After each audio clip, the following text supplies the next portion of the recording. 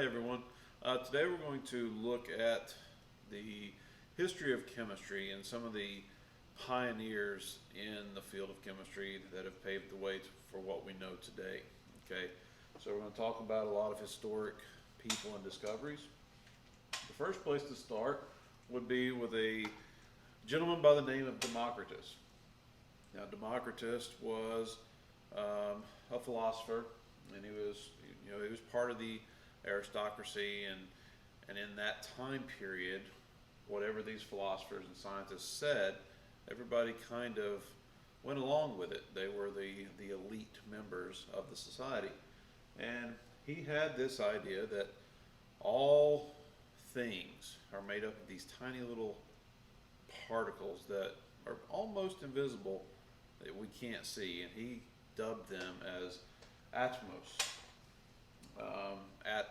Atomos, means indivisible. So he had this really astonishing idea for the time, which is amazing because there was nothing to back it up. He had no way of knowing that protons and neutrons and electrons existed. He had no way of knowing even that it was spherical or anything. So it was a really out there thought at the time. And because he was a respected philosopher, everyone kind of hemmed and hawed and, okay, it doesn't make a lot of sense, but okay. Well, Aristotle came along, and Aristotle said, Democritus doesn't know what he's talking about. Everything in this world is made up of the four elements: earth, air, fire, and water. Said that Democritus was wrong, and earth, air, fire, and water was something that everybody understood. They could see it, they could understand it. And from this, a whole new pseudoscience called alchemy began. And one of the things that alchemists were always trying to figure out were how to make gold and how to make the elixir of life. And because of this idea, earth, air, fire, and water, something that was tangible, something that people could see, unfortunately, it set chemistry back. And there was no real science being made other than just mixing stuff together. It wasn't until around 1800 when a English chemist, John Dalton, came along. And he went back to the idea of Democritus, talking about everything is made up of tiny little particles. Now, again, even in the 1800s, there wasn't any way to prove this, but the fact that we had come full circle and gotten back to this point to where we were investigating this idea was a big deal. Now, if you think about this, 1808, 200 years ago is when really I say modern chemistry started. We didn't have any ideas before that other than just regular alchemy. So this is kind of the start of modern chemistry. All right. Dalton's views ended up becoming Dalton's atomic theory. Okay. And it had four main components that can be kind of subdivided into groups. But first, matter is composed of small indivisible particles. He called them atoms. 2, an element is composed entirely of one type of atom. Yes. 3, a compound contains atoms of 2 or more different elements. Yes. 4, atoms do not change their identities in chemical reactions. If you think about water, water is made up of hydrogen and oxygen. Hydrogen's a gas and oxygen's a gas, but when you put them together, you get liquid water. So number 4 was slightly in a wrong sense, but what he was trying to get at was that atoms are still atoms, even if they are in chemicals or bonded in chemical reactions. But we do know that properties of compounds are not necessarily the properties of the individual atoms that make them up. Okay? His view of the atom was much like Democritus. It was solid, it was spherical, and he said that it was indestructible. Again, no way of even contemplating that there were subatomic particles. He said that these are the smallest things possible. All right, we now know the atom to be the smallest part of an element, and it retains all the properties of an element. For example, gold is that yellowish goldish hue. Even under a microscope, a gold atom has that same color. Okay, so the atoms themselves represent the properties of the elements. The atoms are the smallest possible part of an element. Now, to try and fully visualize the size of atoms, okay, world's population is almost 7 billion people, and the number of atoms in a penny is 23 with a lot of zeros, 2.3 times 10 to the 22nd to be exact. And that's unbelievably large number of atoms. They are so tiny, in fact, that we actually have to have a special kind of microscope to see atoms because they're smaller than the wavelength of normal light. So we have to use a scanning, tunneling electron microscope to even be able to see an atom. And that wasn't even until mid-80s or so when we actually got to take pictures of our first atoms. So they are incredibly small. Next, in 1869 is when he organized his first paper and published his first paper and brought it to the scientific community of the first real periodic table. Now, at the time, there were only about 56 known elements. As I've said before, we've got about 118. So, all the other charts at the time were just kind of lists or, maybe a grid. There were gases over here and solids over here. There wasn't a real organization to it other than maybe just what they look like or what they're made of. He recognized that maybe we haven't found all of our elements yet. Maybe there are still some more out there. So he created a periodic table based off of certain trends that elements have, whether it be boiling points or whether they're brittle or whether they are gases or melting points, and anything that he could find to help him organize his table. That's what he would do, and he ended up leaving blanks in his table. And he went to the scientific community and said, this is what periodic table actually looks like. It wasn't called the periodic table, but this is what it should look like. We just haven't found these elements yet. And for the most part, they all said, you're crazy, because everybody assumed that they had discovered everything that was out there. Whether it be a metal or a gas or whatever, they had discovered everything. And to his credit, in his lifetime, there were about 4 or 5 more elements that were discovered that fit into his table. His table was so good, in fact, that minus a couple of levels and rows here and there, his table's pretty close to what we have today. So it's pretty amazing that he was able to predict blank spaces for over 100 or almost 100 or so elements, that some of which weren't even discovered. Okay. Then 1897. So now we're getting really into chemistry, and as you can see, only in a little over 120 years we're talking here. In 1897, JJ Thomson discovered the electron. Okay, and he used it with something called the cathode ray experiment. And upon his discovery, he decided that there are these negative electrons that exist inside the atom, but atoms aren't negative. So he assumed that there must be a counteractive opposite charge in the atom to make them neutral. But there was no way of knowing where the atoms were, or excuse me, where the electrons were. So he called it the plum pudding model. Basically, if you take a bunch of plums and put them in pudding and stir them up, that's how the electrons existed. The cathode ray basically by using a charged tube with gas inside. The gas would illuminate, and you with the electric charge, and you could actually see the charge of the gas. And by putting it in between two plates up here, with the cathode and the anode, the positive and the negatives here, the beam of light actually would bend when those plates would be activated. So that's how he was able to determine, well, yeah, there's a negative charge in there for sure, and I can manipulate it.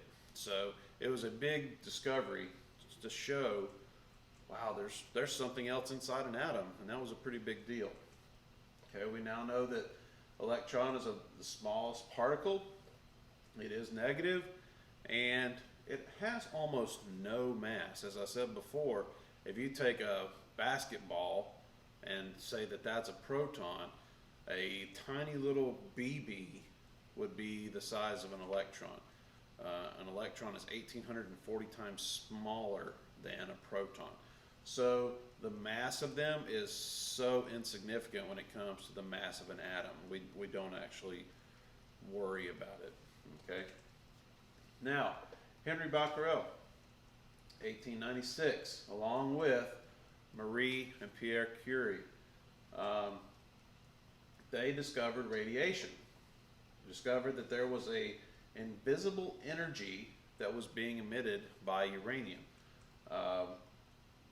Madame Curie ended up calling the phenomenon radioactivity off of radium, a substance that she was studying. Now, unfortunately, a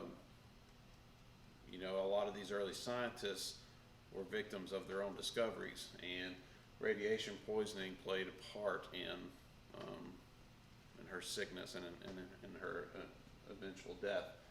But this discovery led us to understand that there's more out there that is just in an atom.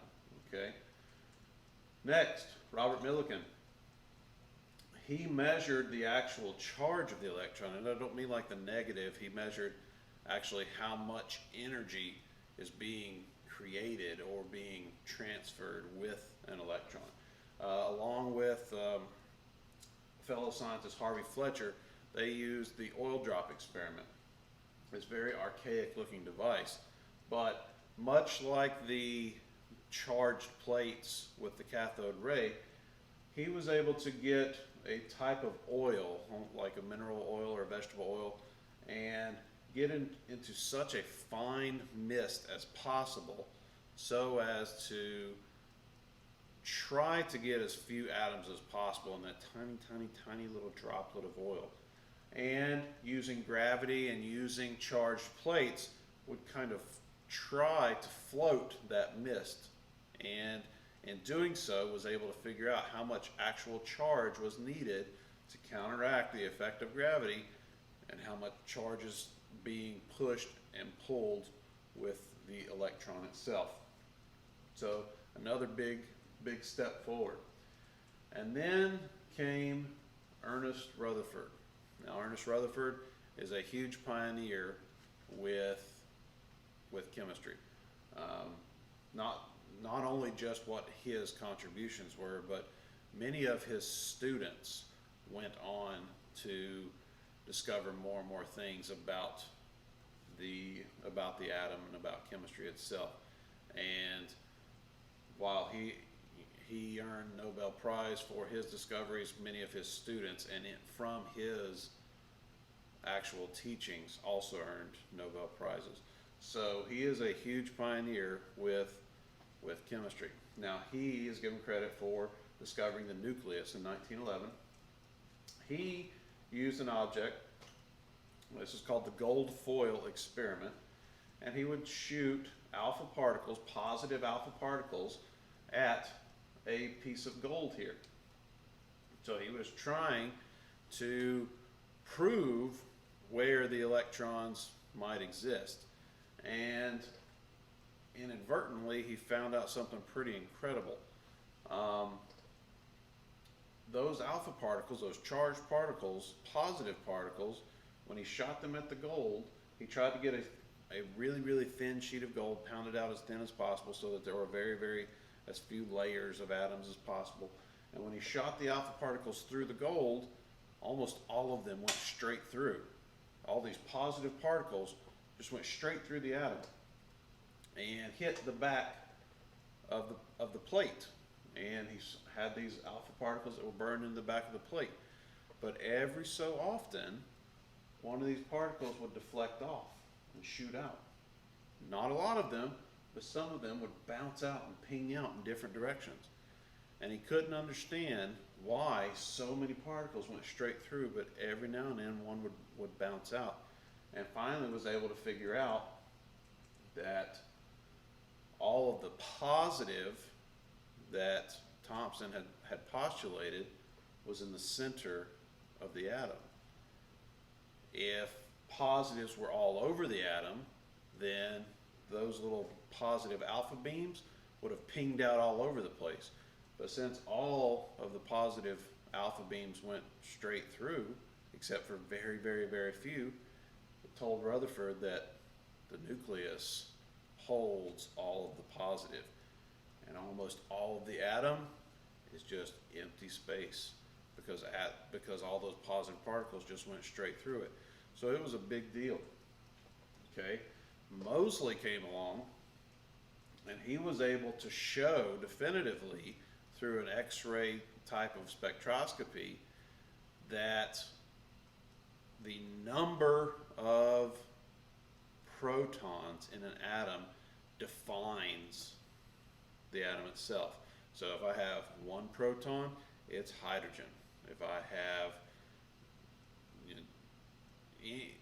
10 protons, it's neon. So he was able to definitively show that number, that is what defines the atom.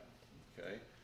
Niels Bohr then went on to try and figure out, where are the electrons? If they're just around the nucleus itself, how?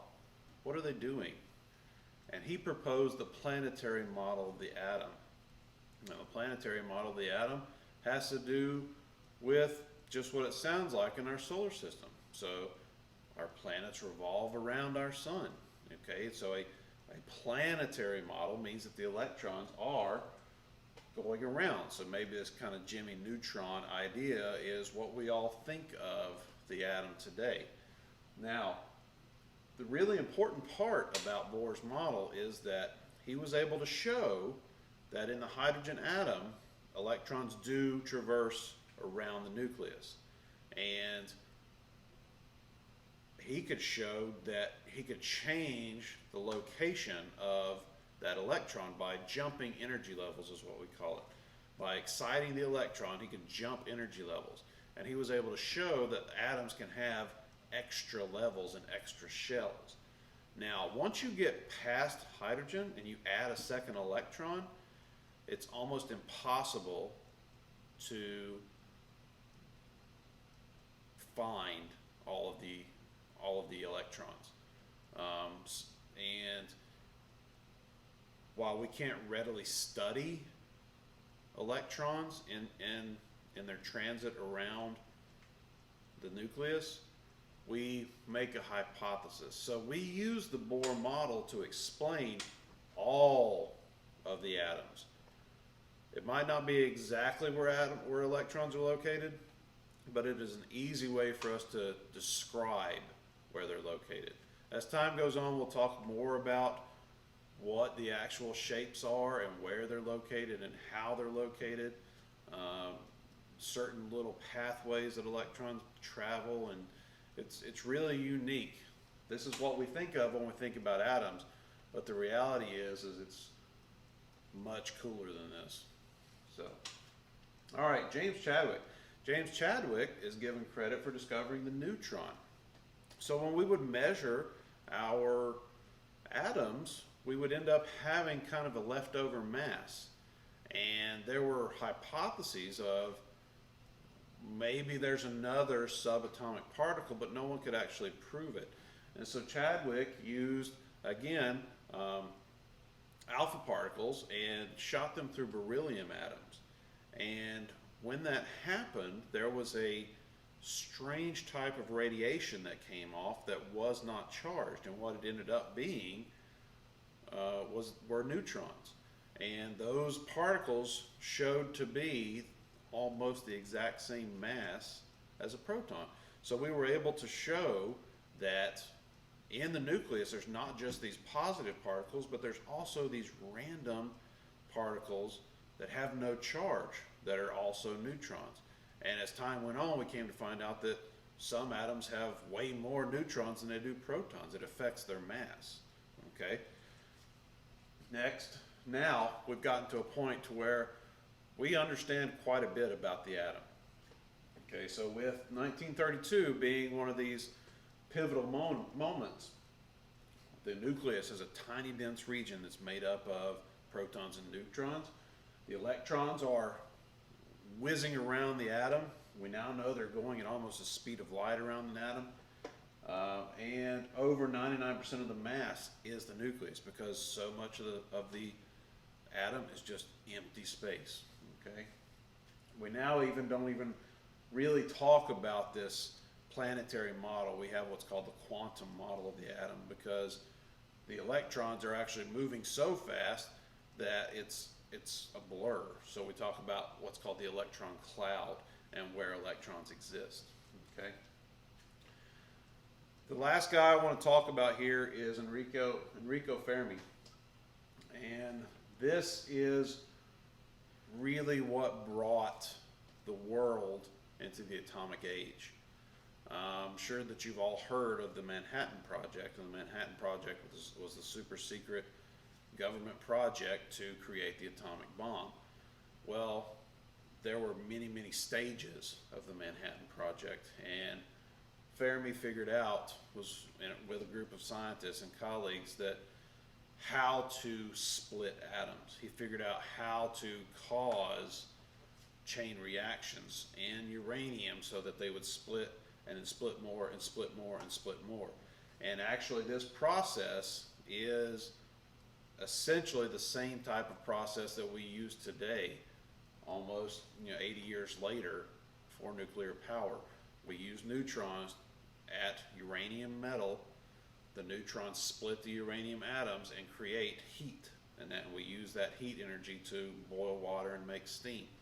And that controlled reaction is also what led to what's called critical mass. If you have a chain reaction that goes unchecked, then it will explode in an atomic bomb. So this is really the start of the atomic age. In 1945 is when we dropped the atomic bomb on Hiroshima, and 3 days later we dropped it on Nagasaki. So that was a pivotal moment in World War history. So the last thing I want to talk about is I want to review mass number. Mass number is just the sum of protons and neutrons.